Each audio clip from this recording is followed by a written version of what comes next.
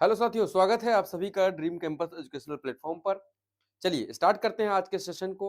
आज के सेशन में हम जिन टॉपिक पे डिस्कशन करने वाले हैं उसका जो पहला मुद्दा है वो है लाल सागर में भारतीय नौसेना की तैनाती। आपको बता दें कि ब्लू इकोनॉमी को सुरक्षित करने के लिए, ब्लू इकोनॉमी का संरक्षण करने के लिए हमारी जो इंडियन नेवी है वो लगातार अपनी प्रतिबद्धता जाहिर करती रही है। ऐसे में क्योंकि नेवी हमारी नेवी के पास ऐसी कैपेबिलिटी है जो दुनिया के एडवांस नेवियों में शामिल है। कुछ 4-5 चुनिंदा देशों में भारत शामिल है जिनके पास नेवल की हर वो टेक्नोलॉजी है जिससे आप अपनी सुरक्षा के साथ-साथ समुद्र के विभिन्न क्षेत्रों की सुरक्षा को संतुष्ट कर सकते हैं। इसी क्षेत्र में रेड सी में हमने अपना एक नया जहाज आपको बताएं कि भारत ने लाल सागर में व्यापारिक जहाजों ये महत्वपूर्ण है अपने आप में। व्यापारिक जहाजों की सुरक्षा आवश्यक होती है। हाल ही में आपने एक घटना देखी कि रूस के एक जहाज को रूस का झंडा लगा था, रूस ने क्लेम नहीं किया कि वो हमारा जहाज था। रूस का फ्लैग लगे एक जहाज को हड़प लिया गया, किडनैप कर लिया गया। ऐसे में आवश्यक होता है कि आपकी सेना, आप अगर आप सक्षम हैं, आप कैपेबल हैं। हालाँकि जब उस जहाज को हड़पा गया, उस वक़्त रूस की परमाणु पनडुब्बी उस जहाज का चक्कर लगा रही थी, साथ में उसके कुछ डिस्ट्रॉयर भी वहाँ पे खड़े हुए थे। फिर भी वो नहीं रोक सके और रूस ने निश्चित रूप से एक संयम का परिचय दिया। नहीं, रूस सक्षम था ऐसा करने में या एक वर्ल्ड को न्योता हो जाता, लेकिन ऐसा नहीं किया उसने, अपने धैर्य धर लिया। क्यों धरा, क्या कारण है, वो सब विश्लेषण की बात है, उस पे बाद में चर्चा करेंगे। फिलहाल अभी जो करंट सिनेरियो है उसमें भारत ने व्यापारिक मार्गों की सुरक्षा को सुनिश्चित करने के लिए आईएनएस विशाखापत्तनम की तैनाती की है। यह कदम भारत की ब्लू इकोनॉमी रणनीति का महत्वपूर्ण हिस्सा है। समुद्री व्यापारिक मार्गों की सुरक्षा करना इसका उद्देश्य है, जिसमें भारतीय जहाजों की तैनाती, भारतीय जहाजों का संरक्षण प्राप्त होगा वहाँ क्षेत्रीय इलाकों को, और क्षेत्रीय स्थिरता में योगदान देने में भारत अपनी महत्वपूर्ण भूमिका को सुनिश्चित करेगा। आप रेड सी को देख सकते हैं। ये रहा रेड सी का एरिया और भारत ने इसी एरिया में अपना आईएनएस विशाखापट्टनम तैनात किया है।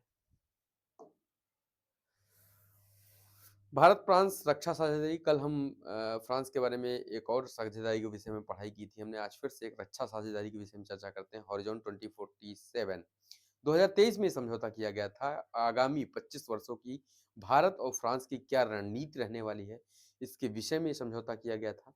आपको बताएं 2047 में भारत की आज़ादी को 100 वर्ष पूर्ण हो जाएंगे। साथ ही फ्रांस के साथ जो रणनीतिक समझौता है उसको 50 वर्ष पूर्ण हो जाएंगे। इसी उपलब्धि को सेलिब्रेट करने के लिए, चीयर्स करने के लिए हॉरिजॉन 2047 को एक मार्ग बनाया गया है, जिसमें एक दीर्घकालिक रणनीति की चर्चा है। दीर्घकालिक रणनीति को तय करने का प्रयास किया गया है। इसके माध्यम से हम नेक्स्ट जनरेशन के फाइटर जेट का इंजन बनाने में फ्रांस का सहयोग लेंगे और अपने आप को आत्मनिर्भर बनाने की दिशा में एक महत्वपूर्ण कदम बढ़ाएंगे। इसी के साथ दीर्घकालिक रणनीति साझेदारी के तहत दोनों देशों ने रक्षा औद्योगिक रोड मैप पर सहमति व्यक्त की है। अगली पीढ़ी के लड़ाकू विमान इंजनों के सह विकास पर विशेष बल दिया है। यह आत्मनिर्भर भारत के लक्ष्यों को गति देगा। फॉरेन पॉलिसी और इंडियन एक्सप्रेस में ये कल के पेपर में प्रकाशित हुई थी ये न्यूज। भारत आसियान व्यापार समझौता, आपको बता दें कि आसियान का गठन 1967 में होता है। 8 अगस्त 1967, 8 8 8 अगस्त 1967 में इसका गठन होता है। इसकी जो हेडक्वार्टर है वो जकार्ता, इंडोनेशिया में है। और आसियान में देशों की संख्या की बात करेंगे तो इसमें एक करंट अपडेट हुआ है पिछले वर्ष नवंबर के महीने में, तो वो आपके लिए बहुत महत्वपूर्ण होता है। आसियान में 10 सदस्य थे। एक और अन्य सदस्य को इसमें शामिल कर लिया गया। पहले ये देखिए, Myanmar, Vietnam, Laos, Cambodia, Thailand, Malaysia, Singapore, Brunei और फिलीपींस। साथ ही ये रहा इंडोनेशिया। और जो 11वां सदस्य बना है वो है तिमोर लेस्ते, जिसकी अगर आप ज्योग्राफिकल लोकेशन की बात करते हैं तो यहाँ इंडोनेशिया के नीचे वाले यहाँ हिस्से में तिमोर लेस्ते आता है, जिसको आसियान का 11वां सदस्य बनाया गया है नवंबर 2025 में। तो अब आसियान की सदस्य संख्या 11 हो गई है। करंट अफेयर के लिए खासकर ये पीसीएस जैसे एग्जामों में ये बहुत महत्वपूर्ण है प्रश्न। और इसके गठन की बात करेंगे तो 1967 में गठन होता है। हेडक्वार्टर जकार्ता इंडोनेशिया में है।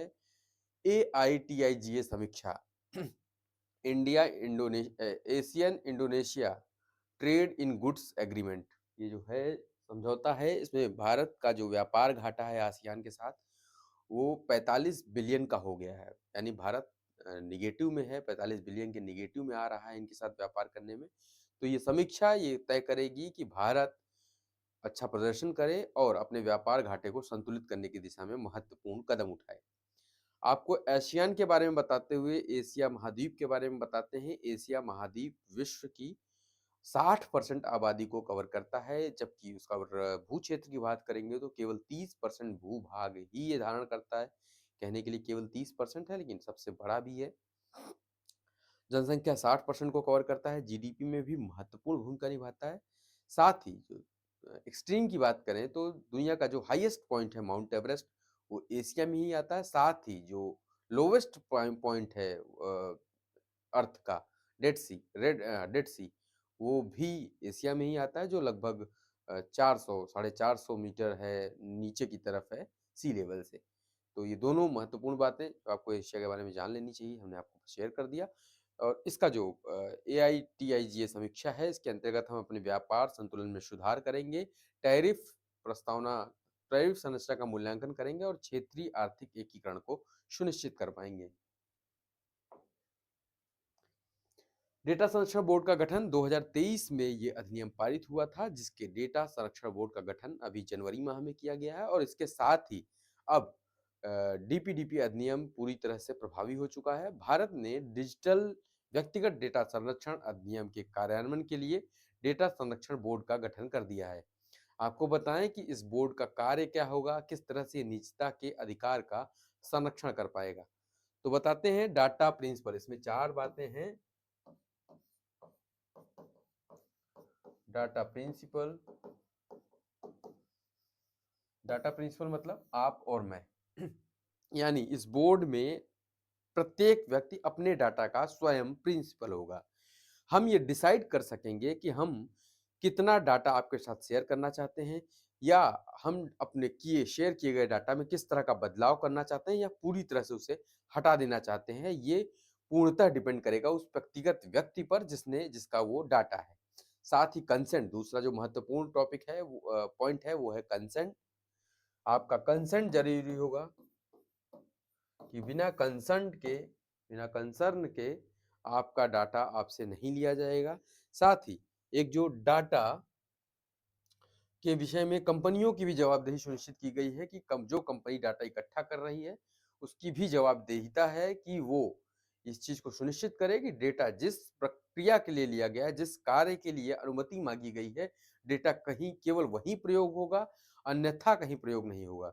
ऐसे में ये जो डेटा संरक्षण बोर्ड है यानी डेटा संरक्षण अधिनियम है, इसमें कठोर दंड का प्रावधान किया गया है। अधिकतम दंड 250 करोड़ का किया बनाया गया है। 250 करोड़ का दंड है अगर डेटा गोपनीयता में कोई असुरक्षा, कोई भेद खुलता है। तो अगर किसी का डेटा असुरक्षित रूप से किसी कंपनी द्वारा किसी अन्य को बेचा जाता है या उसका दुरुपयोग किया जाता है, ऐसे में 250 करोड़ रुपए तक का जुर्माना लगाया जा सकता है। इससे निजता का अधिकार और गोपनीयता के अधिकार में संतुलन स्थापित हो सकेगा, जिससे डिजिटल सुरक्षा और व्यक्तिगत सुरक्षा सुनिश्चित हो सकेगी। पीएम विश्वकर्मा योजना 2 वर्ष का आकलन बहुत महत्वपूर्ण योजना है अपने आप में, और आपके लिए और महत्वपूर्ण क्यों हो जाती है, क्योंकि उत्तर प्रदेश को इसमें इस योजना के कार्यान्वयन में प्रथम स्थान मिला है, जबकि दूसरे नंबर पर तमिलनाडु है। पीएम विश्वकर्मा योजना ऐसी योजना है जिसमें जो व्यक्ति, कुछ हमारे जो कारीगर हैं जो हाथ से काम करते हैं या छेनी हथौड़ी जैसे औजारों से काम करते हैं, मशीनों से काम करते हैं, उनके लिए योजना लाई गई है। जैसे कुम्हार हो गया, सुनार हो गया, लोहार हो गया, इन सबको शामिल किया गया है ताकि उनको प्रोत्साहित किया जा सके और हमारी जो धरोहर है, हथकरघा उद्योग है, उसको भी हम सुरक्षित कर सकें। योजना के 2 वर्ष पूरे हो गए हैं, यानी 2023 में योजना लाई गई थी। 2 वर्ष पूर्ण होने पर जारी रिपोर्ट में उल्लेखनीय प्रगति दर्ज की गई है। पारंपरिक कारीगरों और शिल्पकारों को आर्थिक सशक्तिकरण दिया जाता है। नंबर 1 पे हमारा उत्तर प्रदेश है क्रियान्वयन में और नंबर 2 पर तमिलनाडु का स्थान है। इसके जो महत्वपूर्ण तथ्य हैं उनको आप समझिए। योजना के लाभ पहले देखते हैं हम। ये इंपॉर्टेंट है, प्रीलिम्स के पॉइंट ऑफ व्यू से ये बहुत महत्वपूर्ण इंपॉर्टेंट है कि इसमें कितने व्यवसायों को शामिल किया गया है। तो पीएम विश्वकर्मा योजना में 18 व्यवसायों को शामिल किया गया है। इसमें बढ़ई, लोहार, सुनार, कुम्हार ये सब शामिल हैं। तो कितने व्यवसाय शामिल हैं? तो 18 व्यवसाय शामिल हैं। एक फैक्ट हो गया आपका। दूसरा, कौशल प्रशिक्षण के विषय में 5 से 7 दिन की बेसिक ट्रेनिंग और 15 प्लस दिन की एडवांस ट्रेनिंग के साथ 500 रुपए पर डे का वजीफा दिया जाता है। इसमें जब आपको ट्रेनिंग दी जाती है उस वक्त आपको इंसेंटिव भी दिया जाता है। टूल किट प्रोत्साहन, आप प्रशिक्षण पूर्ण करने के बाद आपको एक वाउचर दिया जाता है, जिस वाउचर का प्रयोग करके आप अपनी टूल किट खरीद सकते हैं। और ये इसकी जो शुरुआत होती है वो लगभग 15,000 रुपए से होती है। यानी 15,000 रुपए आपको दिया जा सकता है कि आप आरी खरीद सकें। अगर आप बढ़ई हैं तो आप आरी खरीद सकें, आप कैंची खरीद सकें, आप वो रंदा खरीद सकें, इस तरह की चीजें खरीद सकें। इसके लिए आपको ये प्रोत्साहन दिया जाता है। साथ ही सस्ता ऋण, बिना गारंटी के, बिना कोलेटरल के 5% ब्याज पर 1 लाख तक का ऋण दिया जाता है 18 महीने के लिए। और जब उसे आप भर देते हैं तो अगला ऋण दिया जाता है 2 लाख का 30 महीने के लिए। ठीक है, उसकी ब्याज दर क्या होती है? तो 5%, जो बहुत न्यूनतम है, बहुत कम है।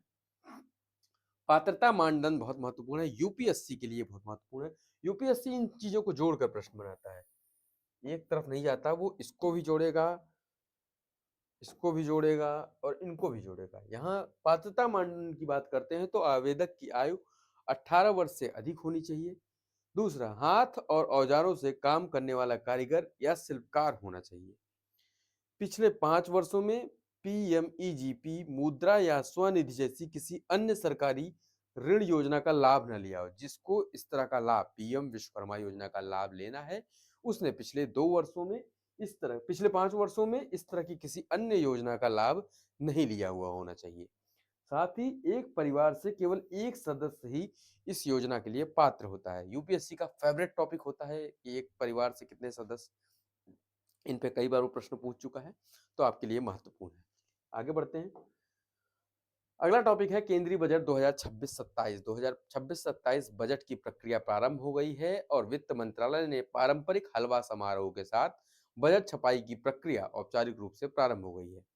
यह परंपरा दशकों से चली आ रही है। आपको बताएं इस परंपरा के पीछे उद्देश्य क्या है? तो एक फैक्चुअल इंफॉर्मेशन है, पेपर्स के लिए इम्पोर्टेंट नहीं है, लेकिन आपको जान लेना चाहिए कि हमारे देश में हलवा सेरेमनी के बाद लॉक इन पीरियड स्टार्ट हो जाता है। इसके बाद जो बजट से जुड़े कर्मचारी हैं, अधिकारी हैं, उनको लॉक इन पीरियड में डाल दिया जाएगा। यानी कि वो अपने परिवार से भी संपर्क में नहीं रह सकते, बाहरी दुनिया से उनका पूरा कटाव हो जाएगा। वित्त मंत्रालय के बेसमेंट में ही अब उनको रहना होगा, वहीं पर रहते हुए अपने कार्य करने होंगे और जब बजट प्रस्तुत हो जाएगा तब ही वो बाहर आ सकते हैं। ऐसा क्यों किया गया? तो आपको बताएं, 1950 में एक बार बजट जारी होने से पहले लीक हो गया था। अगर आपको बताते हैं कि अगर बजट की जो प्रक्रिया है इसमें अगर बजट लीक हो जाता है तो जो वित्त मंत्री होते हैं उनको त्यागपत्र देना होता है। तो ये अपने आप में बहुत कॉन्फिडेंशियल होता है, इसीलिए ऐसी प्रक्रिया अपनाई जाती है कि लॉक इन पीरियड को चालू किया जाता है और ऐसे लोगों को जो उससे संबंधित होते हैं उनको एक बेसमेंट में क्वारंटाइन कर दिया जाता है। आपको बता दें कि ये प्रक्रिया हमने बता ही दिया कि 1950 में बजट लीक होने के बाद से ये परंपरा प्रारंभ हो गई है। अच्छा, इस बार की जो बजट की अपेक्षाएं हैं, संभवतः बजट इस दिशा में जाएगा, तो वो है मध्यम वर्ग के लिए आयकर में राहत मिल सकती है, बुनियादी ढांचे में निवेश वृद्धि की जाएगी, साथ ही कृषि क्षेत्र के लिए नई योजनाएं और रोजगार सृजन पर बल दिया जाएगा इस आगामी बजट में। अच्छा, एक और बड़ी विचित्र चीज हो रही है इस बार के बजट में कि इस बार का जो बजट है वो संडे के दिन प्रेरित हो रहा है, प्रस्तुत हो रहा है। और ऐसा इतिहास में फर्स्ट टाइम है जब बजट संडे को प्रस्तुत हो रहा है। कैबिनेट समिति ने निर्णय लिया है कि 1 फरवरी को संडे पड़ रहा है, फिर भी हम बजट को उसी दिन प्रस्तुत करेंगे। यानी कि ये भी अपने आप में एक ऐतिहासिक निर्णय है, एक ऐतिहासिक बात है। तो एक दिवसीय परीक्षाओं में ये बहुत महत्वपूर्ण हो जाता है कि क्या इतिहास में इसके पहले भी कभी संडे को बजट प्रस्तुत हुआ? तो नहीं, इसके पहले कभी संडे को बजट प्रस्तुत नहीं हुआ है। अच्छा, और बताएं आपको कि ये जो बजट है, ये वित्त मंत्री निर्मला सीतारमण का 9वां बजट है, जिसे वो प्रस्तुत करने जा रही हैं। चलिए, आगे बढ़ते हैं। गगनयान मिशन में प्रगति, महत्वपूर्ण उपलब्धि। इसरो ने ह्यूमन रेटेड क्रायोजेनिक इंजन का अंतिम परीक्षण सफलतापूर्वक पूर्ण किया है। यह भारत के महत्वाकांक्षी मानव अंतरिक्ष उड़ान कार्यक्रम में एक निर्णायक मील का पत्थर होगा। यहाँ जो इम्पोर्टेंट है, नंबर एक ये कि मानव रहित मिशन 2026 इसी साल के अंत में किया जाएगा, और नंबर दो 2027 में मानव सहित उड़ान की जाएगी। 2026 में मानव रहित उड़ान करके परीक्षण किया जाएगा इस क्रायोजेनिक इंजन का, और 2027 में इसका मानव के साथ परीक्षण परीक्षण किया गया, मानव को उड़ा दिया जाएगा अंतरिक्ष में गगनयान के माध्यम से। अब यहाँ पे जो समझने वाली बात है वो है ये human rated cryogenic engine. Human rated क्या है, यही प्रश्न आपसे बनेगा कि व्हाट इज ह्यूमन रेटेड। तो ह्यूमन रेटेड एक ऐसा इंजन होता है जो मानव को अंतरिक्ष में ले जाने में कैपेबल, एक इंजन जो मानव को अंतरिक्ष ले जाने के लिए तमाम मानकों को पास करता है। यानी जो एक मानव को लिए आवश्यक चीजें हैं, हमारे जो दैनिक कार्यक्रम है उनको उनकी पूर्ण हो सके, हमारे जो फूड है, हमारे जो जीवन जीने के लिए जो भी आवश्यकताएं हैं, जो एसेंशियल गुड्स हैं, उनको सम्मिलित कर सके और हमारी सुरक्षा को सुनिश्चित कर सके, ऐसे इंजन को ह्यूमन रेटेड इंजन बोलते हैं। तो ह्यूमन रेटेड इंजन अगर आपसे पूछता है कोई, तो आप ये बताएंगे कि जो मानव की आवश्यकताएं हैं उनको पूर्ण करते हुए, मानवीय सुरक्षा को ध्यान में रखते हुए जिन मानकों पर एक इंजन डेवलप होता है जो अंतरिक्ष में जाने में सक्षम हो, उसे ह्यूमन रेटेड इंजन कहते हैं। क्रायोजेनिक का मतलब आपको पता है, वही बर्फ ठंडी।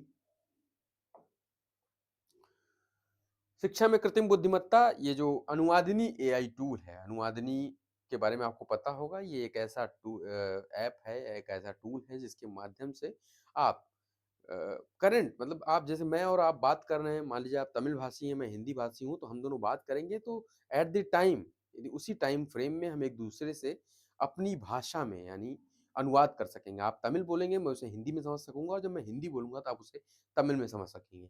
ये अनुवादनी भारत की जो 22 भाषाएं हैं, 22 अनुसूचित भाषाएं हैं, उन सब में उपलब्ध है, उन सबको एक दूसरे में ट्रांसलेट करती है। आजकल न्यायालयों में भी इसका खूब प्रयोग किया जा रहा है, और जो राष्ट्रीय शिक्षा नीति हमारी 2020 है, उसकी जो स्मरण कथाएं हैं, उनको ये उन्हीं से प्रेरित है। यानी कि हमारी जो नेशनल एजुकेशन पॉलिसी 2020 है, उसी को प्रेरित करती है, ताकि हम शिक्षा के क्षेत्रीय जुड़ाव को संभव कर सकें। शिक्षा मंत्रालय ने अनुवादनी का उन्नत संस्करण लॉन्च किया है, जो क्षेत्रीय भाषाओं में पाठ्य पुस्तकों का अधिक सटीक अनुवाद सुनिश्चित कर सके। आपको पता है आजकल एआई का जमाना है, तो chat GPT 1.5, chat GPT pro या जेमिनी प्रो, जेमिनी थिंकिंग फलाना नाम का आ रहा है, तो उसी तरह ये भी एक तरह का उन्नत संस्करण है। भाषाई समावेशन, यह पहल राष्ट्रीय शिक्षा नीति हमने आपको बता ही दिया 2020 को समन्वित करती है। जलवायु परिवर्तन का प्रभाव, डाउन टू अर्थ की रिपोर्ट के अनुसार 2025 इतिहास का सबसे गर्म वर्ष दर्ज किया गया। इसके गंभीर परिणाम 2026 की शुरुआत में ही दक्षिण एशिया में भीषण सूखे के रूप में दिखाई देने रहे हैं। तत्काल कार्रवाई की आवश्यकता है। दो यानी कि 2025 जो पिछला वर्ष बीता है, वो अब तक का रिकॉर्ड किया गया इतिहास का सबसे गर्म वर्ष बन गया है, जिससे डाउन टू अर्थ ने कवर किया है। सिंधु घाटी सभ्यता का नया स्थल, उत्तर प्रदेश के पश्चिमी उत्तर प्रदेश के बागपत जिले के पास एक नई हड़प्पा कालीन बस्ती के प्रमाण मिले हैं। एएसआई ने इसे राखी गढ़ी के बाद सबसे महत्वपूर्ण खोज बताया है। ठीक है, नई सिंधु सभ्यता का विस्तार, नई ऐतिहासिक जानकारी और सांस्कृतिक धरोहर में समृद्धि इससे मिलेगी हमें, और हमारा ज्ञान बढ़ेगा इसके विषय में। हरित वित्त पोषण, हरित वित्त पोषण एक सॉवरेन जो बॉन्ड है, सॉवरेन ग्रीन बॉन्ड, इसका मतलब होता है कि आप एक सरकार एक तरह का बॉन्ड इशू करती है, जिससे प्राप्त धन को सरकार ग्रीन टेक्नोलॉजी में लगाती है, कि बता के जारी करती है कि ये वाला हम बॉन्ड जारी कर रहे हैं, इसमें अगर हम जो भी धन प्राप्त करेंगे उसे हम हरित वित्त पोषण करेंगे। यानी कि हरित ग्रीन टेक्नोलॉजी जो है उसमें उनका प्रयोग करेंगे, इस धन का प्रयोग उनको डेवलप करने में करेंगे। तो ऐसे में बहुत सारी संस्थाएं, बहुत सारे जो इंटरनेशनल ऑर्गेनाइजेशन है, वो इसको प्रमोट करते हैं, तो वो इसमें इन्वेस्ट करते हैं। आम लोग भी इन्वेस्ट कर सकते हैं हरित परियोजनाओं के लिए। सरकार द्वारा जारी ऋण साधन यह नवीकरणीय ऊर्जा और पर्यावरण संरक्षण में निवेश को बढ़ावा देता है। उद्देश्य हमने आपको बताया, स्वच्छ ऊर्जा परियोजनाओं, सतत बुनियादी ढांचे और जलवायु अनुकूल कार्यक्रमों के लिए पूंजी जुटाना इसका उद्देश्य है। भविष्य योजना, भारत अंतर्राष्ट्रीय बाजार में ग्रीन बॉन्ड जारी करने की तैयारी कर रहा है, भारत ये प्रयास कर रहा है कि हम अंतर्राष्ट्रीय बाजार में अपने इस बॉन्ड के माध्यम से अपनी स्थिति को मजबूत कर सकें। उच्च शिक्षा में विस्तार, प्रयागराज जहाँ इस वक्त माघ मेला चल रहा है, परसों कल मौनी अमावस्या थी और परसों मौनी अमावस्या थी और यहाँ पर मौनी अमावस्या में लगभग 4.5 करोड़ लोगों ने स्नान किया। उसी के साथ प्रयाग की एक करंट अफेयर की न्यूज आती है कि प्रयागराज में निर्माणाधीन डॉक्टर राजेंद्र प्रसाद राष्ट्रीय विधि विश्वविद्यालय के प्रथम सत्र का आयोजन शीघ्र ही शुरू होने वाला है, जो अत्याधुनिक बुनियादी ढांचा से युक्त है। अनुभव जो इसका फैकल्टी है वो डेवलप्ड होंगी, यानी कि आधुनिक अनुभवी संकाय सदस्य, अनुसंधान अनुसंधान केंद्रित पाठ्यक्रम और राष्ट्रीय महत्व का संस्थान होगा ये डॉक्टर राजेंद्र प्रसाद राष्ट्रीय विधि विश्वविद्यालय। शिल्प समागम 2026, जिसे वाराणसी में इसका आयोजन किया जा रहा है। धार्मिक और सांस्कृतिक केंद्र वाराणसी में शिल्प समागम 2026 का आयोजन है। ओडीओपी को बढ़ावा देना इसका उद्देश्य है। हस्तशिल्प उद्योगों को नए बाजार और कारीगरों को रोजगार प्रोवाइड करना इसका उद्देश्य है। ठीक है,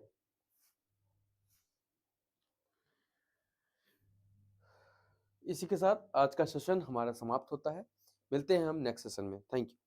हाँ, आपको एक और चीज़ सूचना दे दें कि हम आज से घटनासार जो मैगज़ीन है, जो अर्धवार्षिक घटनासार आई है, उसका करंट अफेयर की एक सीरीज़ स्टार्ट कर रहे हैं, जिसको हम अपने टेलीग्राम चैनल पर स्टार्ट करेंगे। टेलीग्राम चैनल का लिंक आज के डिस्क्रिप्शन बॉक्स में होगा, आप वहाँ से जाकर टेलीग्राम को सब्सक्राइब कर सकते हैं, हमारे चैनल को जॉइन कर सकते हैं। उसको जॉइन करने के बाद आपको आज से पर डे के हिसाब से आपको घटनासार का रिवीजन स्टार्ट कराएँगे। Thank you.